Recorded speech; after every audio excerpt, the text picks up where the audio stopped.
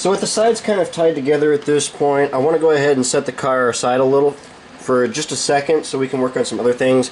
I have the new trucks handy. These are just standard Athearn trucks. I was going to use Genesis trucks for the for this particular car. Unfortunately, I don't have any more in stock. I didn't buy some. I thought I did, and apparently I didn't. So that kind of sucks. But anyway, we'll just be using regular Athearn trucks. So I'm going to install those in a second.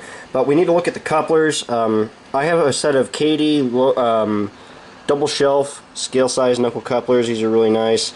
And we need to modify a pair of these. Katie does not make just the lower shelf couplers. So what I like to do with the double shelves is just cut the trip pins off. I cut the top shelf off, and I just basically take a metal file like this. I'll go and sand the top of the coupler off, and essentially once you've done that, you have a lower shelf coupler. So that's just something I wanted to talk about. Something else in terms of upgrade, I will be adding air hoses and coupler lift bars to this car real quick as well. So when I come back in the next clip, you guys will see all these parts installed, including the new detail. Alright, so as you can see, I got the detail parts on. This is on both ends. I got the air hose, new coupler, and coupler lift bar added. I will do some work to these later. Right now I want to start working on the roof a little bit. Up until now, the only thing we've really weathered on the roof itself was basically putting on the basic wash and getting that prepped and primed and ready to go. Now, these TTX Boxcars are interesting because what you usually see is the roof panels either get really rusty or they'll have these paint patches on each individual panel, and that's what I'm going to try to represent here is the individual paint patches. I've modeled it on a couple different cars, so I'm kind of used to doing this. Essentially what you're going to do, try to refer to, again, using prototype photos to kind of figure what color they are. Some of them I've seen have been oxidized red color, some of them are just a straight rust color, some of them are brown, so it just kind of depends. But in this case, I'm just using a straight rust color, and what we're going to do later is we'll go back and add some more rust and chipping effects and such kind of later on, but right now it's just a matter of painting the actual panel. So we're going to have to basically do each panel like this. And this is kind of a time-consuming thing as well. Don't try to rush this though. It's better to just take your time, be patient, and get it right the first time rather than having to go back, wipe it off, and try again.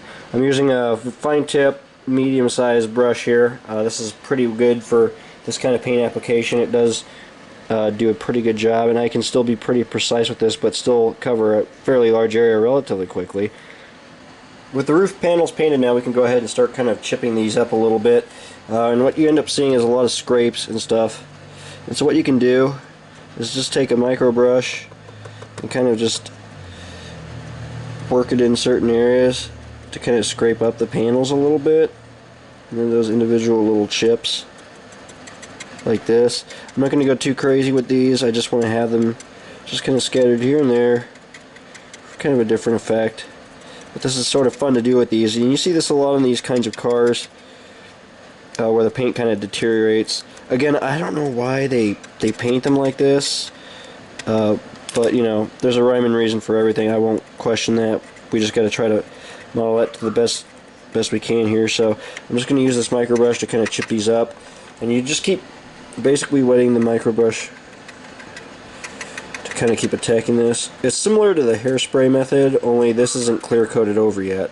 This is all still raw paint, so it's still pretty. Now for the part I absolutely love to do, I'm going to go ahead and start using my water mixable oil color here, burnt umber sienna, or burnt umber, to basically enhance these panels with the rust tone.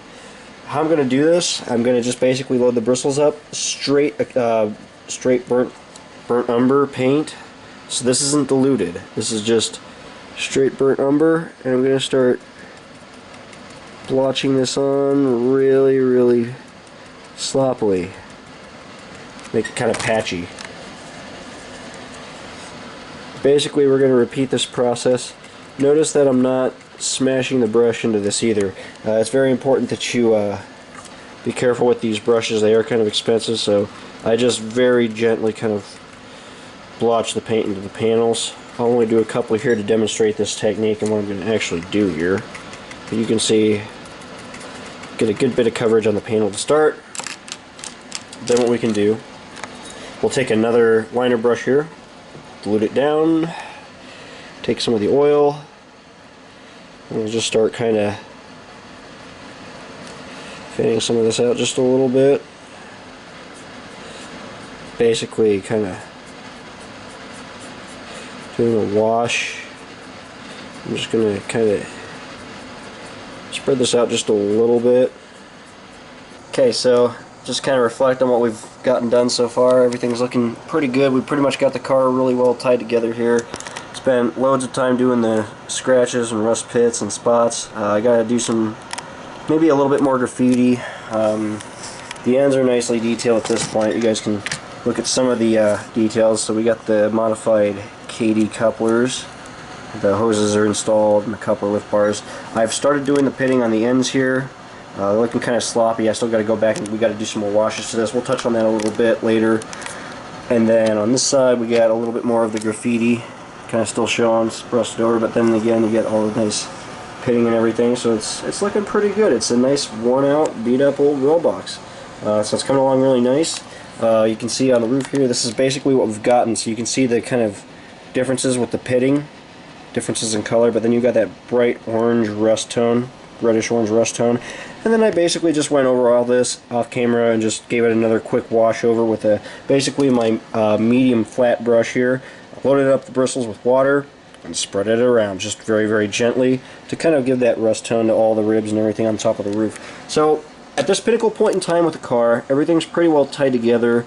We're pretty much ready for a clear coat. However, the oil paint I used, the water-based oils, they do take a little bit of time to dry. At the most, when I do roofs like this, I wait 3 days for all this to dry completely. It takes quite a bit of time for this, even to get past the tacky stage. It takes quite a bit of time.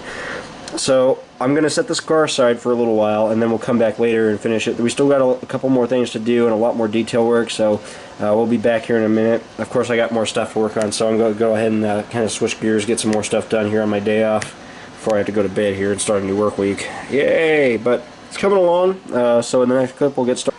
So it's been 3 days since I made the last clip here. The car is pretty much ready for the next step, and so we're back again, ready to spray on some more grime work with the airbrush to kind of tie everything together here, smooth things out. I'm also going to be building up the heavier grime layer on the ends and then putting the grime on the underbody here. So at the moment I'm just going to start working on the sides and ends, and then when I get over to do the bottom of the car, I'll take the trucks off. I won't show that part though. I'll just show the more important step here, which is, you know, tying everything together here and being careful not to overdo it, as I'll demonstrate. So I again have a mixture of acrylic. This is the earth brown and black. You can tell this mixture in my arsenal gets quite the workout. It just works so well. So I have this again diluted down with 50% isopropyl alcohol to the consistency of skim milk.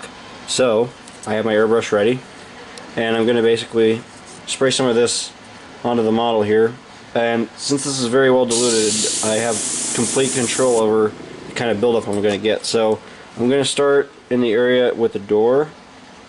Just spray a little bit, kind of really at the base of the door here. But you're going to see just how I'm just kind of spraying this on, only in small little bits at a time, only in certain areas.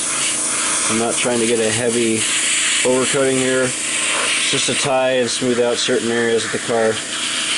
Basically tying everything together. There you go. Just really at the base of that door again. Certain areas. And then on the ends will be the heaviest of the buildup.